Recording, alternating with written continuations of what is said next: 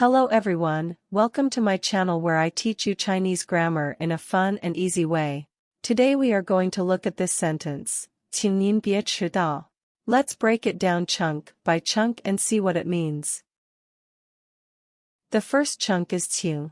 This is a modal particle that expresses politeness or request. It can be translated as please or kindly in English. It is often used before verbs or verb phrases to make them more polite.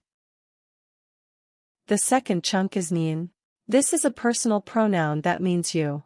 It is the polite or respectful form of you, used to address someone who is older, higher in status, or unfamiliar.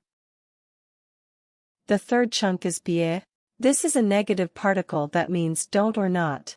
It is used before verbs or verb phrases to express prohibition, advice, or suggestion. It is similar to the English don't. The fourth and last chunk is chídào. This is a verb phrase that means to be late or to arrive late. It is composed of two characters, qǐ, which means late or slow, and dào, which means to arrive or to reach. Together, they form a compound verb that describes the action of being late. So, putting it all together, we have, 请您别迟到. This sentence means, please don't be late or kindly don't arrive late.